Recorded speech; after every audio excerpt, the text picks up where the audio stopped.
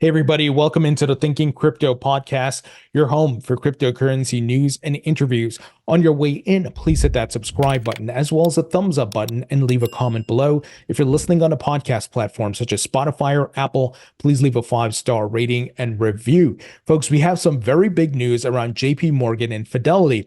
So Fidelity International tokenizes money market fund on Jpmorgan's blockchain.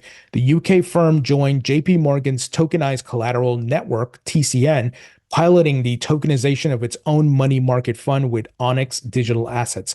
Now, before I give you additional details, I want to give you some context. And we've often talked about it that Jamie Dimon for years has been spreading FUD about Bitcoin and crypto. We've seen the man come out and talk negatively about Bitcoin. We've seen the SEC come out and attack crypto startups, yet Wall Street firms are setting up shop and not getting Wells notices. Well, here's further proof that the SEC has been weaponized by incumbents to come in and take over. So despite what Jamie Dimon says, his banking company is investing in crypto and building with it. And they're trying to introduce their own versions to compete with the crypto projects and blockchains that are out there, the public ones, right? It's the classic story. The incumbents getting disrupted. They go and they pull their political strings. They make the call to Elizabeth Warren and Gary Gensler and say, slow or stop or kill these startups, not kill crypto, kill these startups until we can catch up. And here's a clear example of how they're trying to catch up. So let me give you the details here. Fidelity International, a London-based funds management firm, has tokenized shares in a money market fund using Jpmorgan's Ethereum-based private blockchain network, Onyx Digital Assets. Now, many of you know Jpmorgan was an early investor in Consensus back in 2018. They were helping to build Ethereum. They did a private fork of Ethereum called Quorum that eventually evolved to Onyx, and they launched JPM coin, which is a stable coin that they use on the private blockchain. So it's not public, but clearly, once again, as much as Jamie Dimon spread FUD about this industry and so forth, he's using the technology. Why? It is the future. It's the next layer on top of the internet. And tokenization of real estate and securities, stocks, bonds, and so forth is what's coming. 24/7 trading, no more opening or closing bell, a full global market. And because of tokenization, it creates secondary markets, tertiary markets, and much more. That is why Jpmorgan, the world's largest bank, is taking the time and resources to do these things, folks. They're not doing it for fun. They're here to make money, and they recognize the disruption that is at their door. So they're trying to catch up here. So tokenization occurred near instantaneously through connectivity between the fund's transfer agent, Jpmorgan's transfer agency business, and tokenized collateral network, an application that sits between a collateral receiver and a collateral provider on the bank's Onyx blockchain, said Fidelity International, which is a separate entity to the US-based Fidelity Management and Research. Tokenization of traditional financial assets has become a priority for banks, and it's an area Jpmorgan has been working on for some years. The essence of tokenization is to create on a blockchain a virtual investment vehicle representing real-world assets such as real estate, precious metals, and collectibles, stocks, and bonds work too. Fidelity International also has a long history with digital assets, most recently working on a tokenization project with Swiss bank Sygnum in March. In October last year, Jpmorgan carried out its first live blockchain-based collateral settlement transaction involving tokenized shares in a BlackRock money market fund. The shares were transferred to Barclays for collateral in an over-the-counter derivatives trade. BlackRock has gone on to further embrace tokenization through its public-facing Buildle project with tokenization services firm Securitize. Now, we know BlackRock is using Ethereum, and they're going to expand to other blockchains as well, but clearly, folks, if you were on the fence about blockchain and digital assets and tokenization, wake up. The world's largest bank is involved, and we know the world's largest asset manager, BlackRock, is involved, and the rest of Wall Street is also doing the same. So bullish times ahead. This is why I often say, watch what they do, not what they say. If you are listening to Jamie Dimon all these years and you didn't do your research and take a position, he fooled you. He played you. And his bank is going to call you up near the peak of the market to sell you these assets. So wake up call there if you don't recognize what's happening. Now, we got some interesting updates around the Ethereum spot ETF.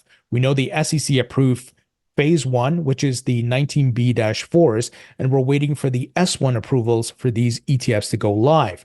So James Seyfert of Bloomberg said the SEC just added the ProShares Ethereum ETF to its website. That is extremely quick, he says. Instinct initially says this won't launch on day one with the other ETFs, whenever that is, but who knows? This is interesting.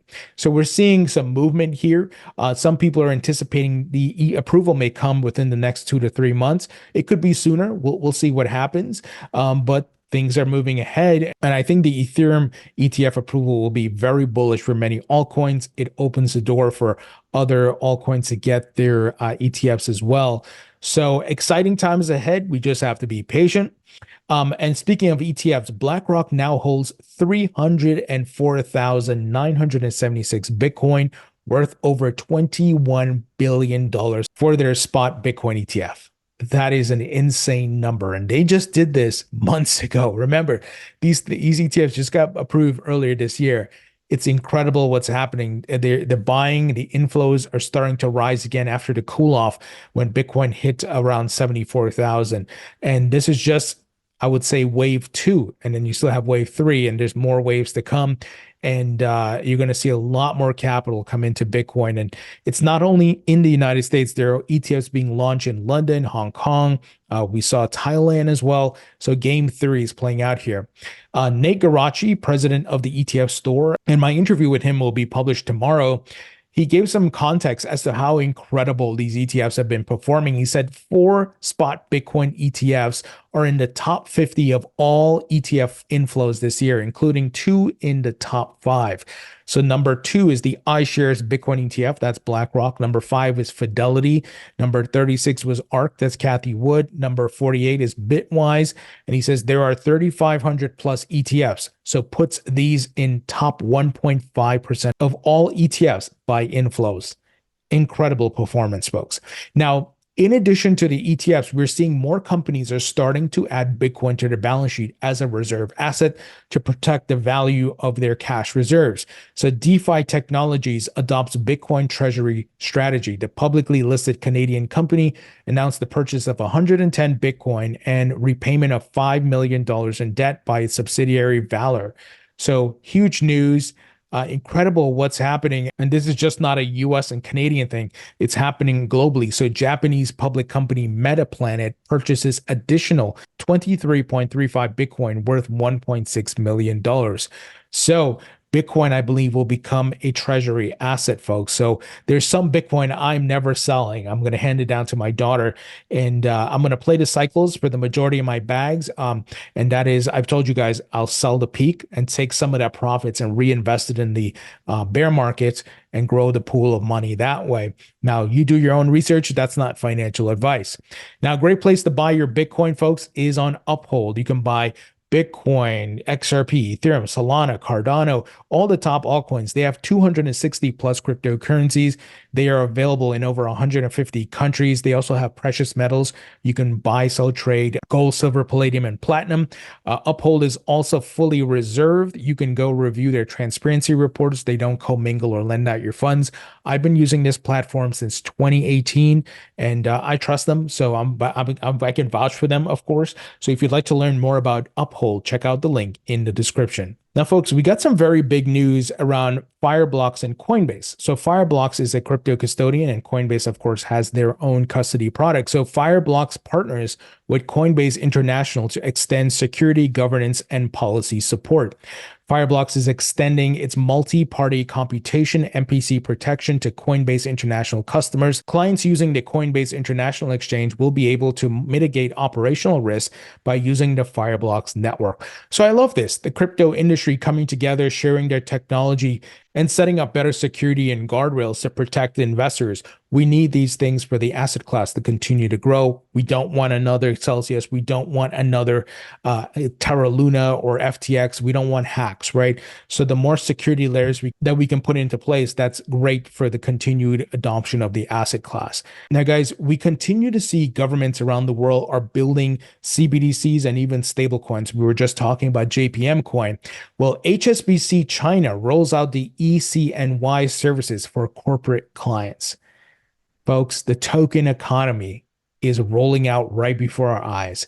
Not only are we going to see tokenization of real world assets such as real estate and artwork and all these things, but fiat currency, as you all know, will be on the blockchain. So that's going to come in the form of stablecoins and CBDCs. So the bank's China branch said that it is the first foreign bank in China to offer the digital yuan services to both retail and corporate customers. And let me tell you something, the rest of the world is paying attention, and eventually every major government is going to be using a CBDC. And not only is this just the adoption of technology, this is going to play into politics and economics as well, because the United States has the world reserve currency with the dollar. China would love to steal that mantle, right? They would love to inject their digital yuan into different markets and get adoption that way. And it will be very easy to inject a digital currency into certain markets. So let's say China, like for example, they're going to certain African countries and doing infrastructure, setting up shop there, and people have smartphones. Hey, download this wallet. We'll send you the e-CNY, and that could be a currency you use. It's going to happen if the United States does not get its act together and figure out what they want to do. I'm not saying I'm for CBDCs, but I'm just stating the facts, right? We got to figure out the balance here of global competition, economic competition, and of course, finding the balance where our privacy rights are protected. I can't talk about the digital yuan because I don't live in China and I don't use it.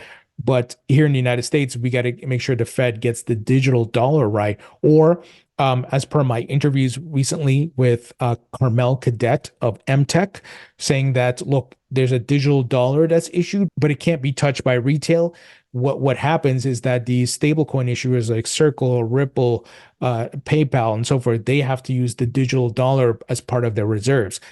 I think that's the more likely scenario, given all the bills that have come out from Congress with the anti-CBDC privacy and all these things, right? We've seen Tom Emmer put out a good amount of things like that. So, folks, it blows me away that these things are happening.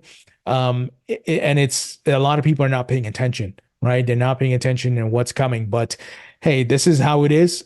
Early adopters will have the opportunity to make significant returns, while other people waste their time looking at Netflix shows and TV. And I'm not saying you can't do those things, but I'm saying if people are opting to do that and spend their time on social media versus researching and learning how to invest and learning about this technology and how they can use it to make some wealth for themselves, to give themselves financial freedom, but also what to expect and how to not fall victim to any type of draconian law or technology.